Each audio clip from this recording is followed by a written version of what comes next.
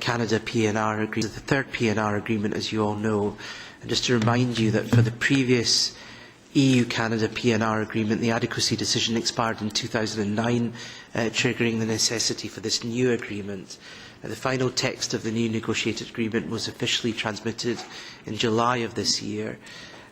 So I'm now going to give a word to the Commission to present the new agreement. I am Luigi Sorga, the Director for Internal Security in DG Home of the European Commission. Mr. Chairman, following the debrief in the LIBE Committee, we took note, of course, of this dissatisfaction expressed by this committee, and several exchanges happened since then with Canada before the negotiations were concluded, and we considered the replies by the Canadian authorities as satisfactory and improvement compared to the previous agreement. Jan, for the Greens. Jan.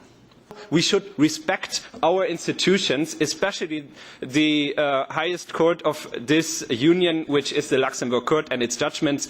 And I think that the least we should do is sending this for an opinion to the Luxembourg Court to assess in how far this agreement is at least in line with our constitutional and treaty framework, so that we are on the safe side. Even if we don't agree politically, that should be the least we should do. Let me say two things in concrete. When you look into the agreement, if you look at the purpose, it's very clear that the catalogue which is set out there, the crimes which are punishable in Canadian law with a maximum penalty from 4 years up, is quite a huge number of crimes, I can tell you. I mean, below that, it's destroying things here in the room, for example, you know.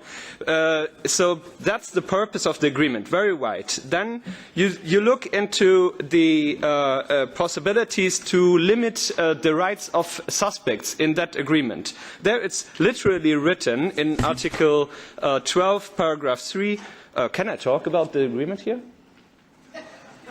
Sorry. Don't be cheeky. You're being cheeky now. No, I just don't want to go to jail if I talk about it. Okay, now you're being very cheeky. Yeah? I don't know how cheeky is being translated.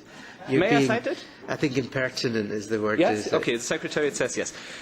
So, why the Secretariat? What about me? I'm chairman. Sorry, yes, you are permitted. Oh, gosh. Yes. So, I cite.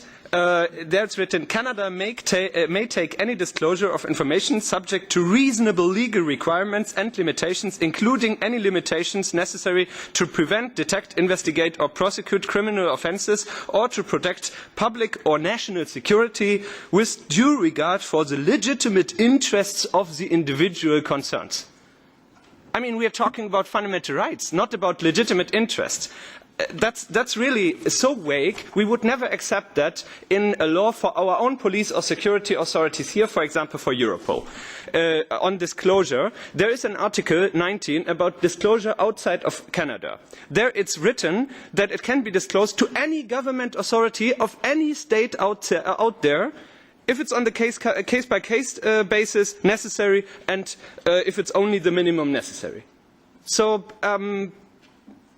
we don't need an agreement anymore with other states, other third states like Russia or China or whomever. Canada may give it to them. And by the way, they may, with this agreement, also give it to their own intelligence service, because it's not excluded in this agreement, and their intelligence services are automatically, by default, sharing these data with the Five Eyes intelligence services, so with the NSA, for example. And I mean, that was the reason, only on a vague basis of information, that this might happen on the SWIFT agreement with the US, that we called for its suspension in autumn last year. I mean, really, this is not based on our requirements, so at least let's agree to send it to the court for an opinion. It's not 4 years, they can do it in 6 months, and we are on the safe side talking about where we are here on our own legal framework. Thank you very much.